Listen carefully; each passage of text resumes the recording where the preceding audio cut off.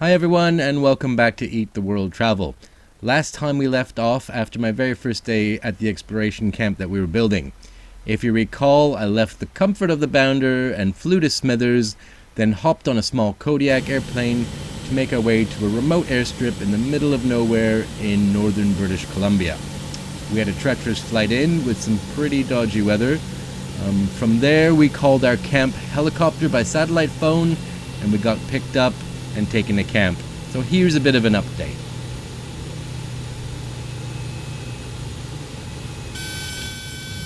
Firstly, I have to say I just can't get over the sheer beauty of this place and the rugged but unforgiving landscape. It's so incredible being so remote, but you have to keep your wits about you because if anything goes wrong, there's not often a second chance out here. But it is incredible and beautiful and such an experience.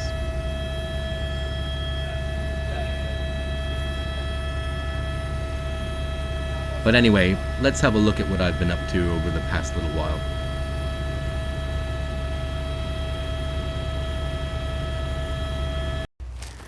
So look at all these. This is just some of them.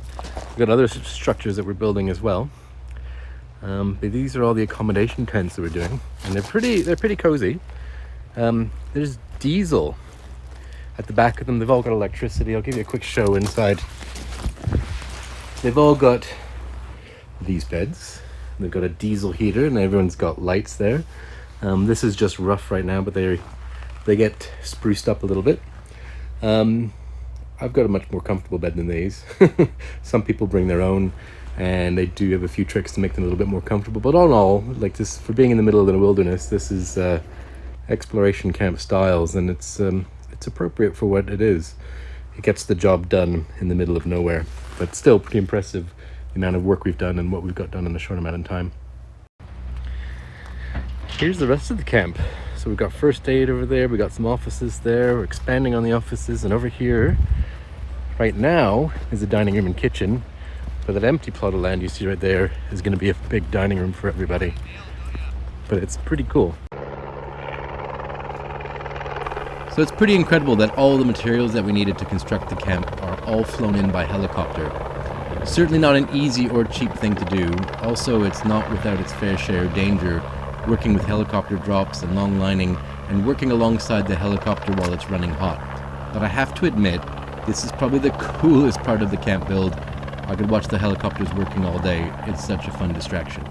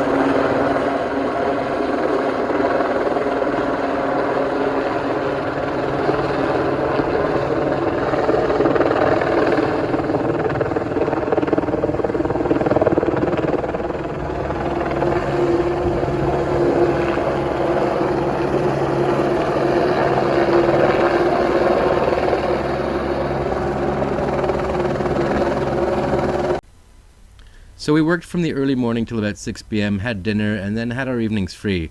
I wanted to go out exploring the wilderness around the camp, so we grabbed a radio and some bear spray and headed off to find a lake to do some fishing and get some photos of that spectacular landscape. So Matt, Yes. what have we been doing for the last hour? Walking on the wrong side of the creek to find a lake that we found. There it is, finally. Took us an hour when we were told. How far was it going to be? Oh, 15 minutes. 15 fucking minutes. We got it though. It wasn't 15 minutes, but who can complain when you're here? This place is amazing. There's a fish in there? I think we should go see if there's some fish. Yeah, let's go fishing. Okay, we're gonna go fishing. So, life is sucky, isn't it? When you're here in the middle of nowhere. Well, Matt and I found our lake, or at least we thought we found a lake, except what else did we find, Matt? Another lake. I think there it is behind me, the lake that we were supposed to find to begin with. I think we walked right beside it. I was actually like, no, I wasn't that close. Anyways, we found 2 lakes. Okay, team, this is our day 4 now, I think, and we've made some pretty incredible progress. God, I don't even know how many tents we've put up on our pads. Probably about 2, 4, 6, 7, 8, 9, 10, 12, about 14, 16. All in all, we're gonna have about 120 people here, I think. Still juggling numbers, but hard work is paying off. We're doing really well. I'll give you a bit of a tour in a minute. So I'll give you a little bit of a tour of our update here. So this is the main loading area and helicopter pad. Everything comes in and out from here. And next you can see the progress to the dining hall. So we've got that structure basically up right now. This area has some offices and also some of the camp management accommodation. We'll spin around. On the right here there's the current kitchen, on the left are the generators and the storage, and those are the dries and the showers and laundry facilities and changing areas for work clothes instead of bringing your dirty stuff into your own living space. And here's the kitchen. You can see the water reserve that gets pumped in there a few times a day from the water source, and then it's treated.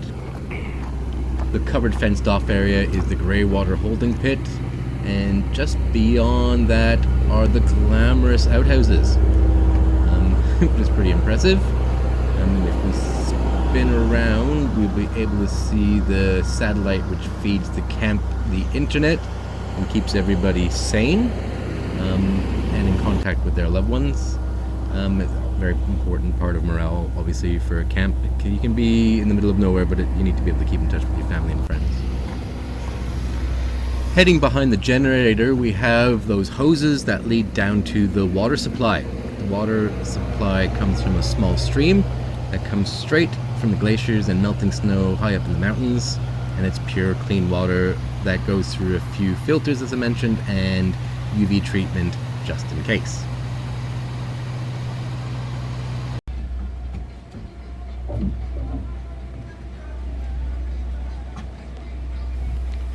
And again, here's the progress that we're making on the dining hall. I'm just impressed with how much we've got done in such a short amount of time.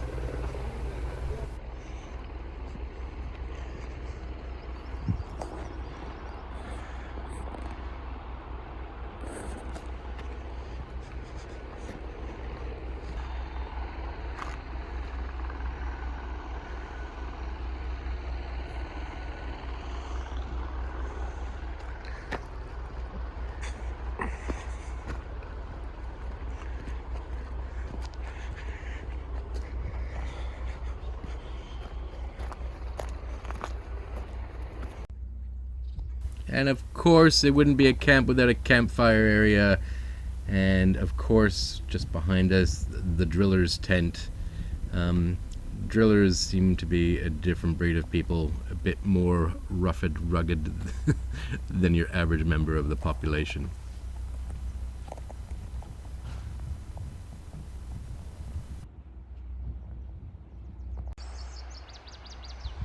So I just wanted to show you this. We've had to repair this because I didn't know this, but porcupines love to eat plywood. So all that damage there, and around that side, and that was a big old hole that they've eaten. Porcupines have eaten the outhouse. I didn't know that's what they did. But we've had to put siding on some of our structures there. You can see that outhouse at the back there. To stop the porcupines from eating it. Who'd have thought it? Now look at that view. How lucky am I?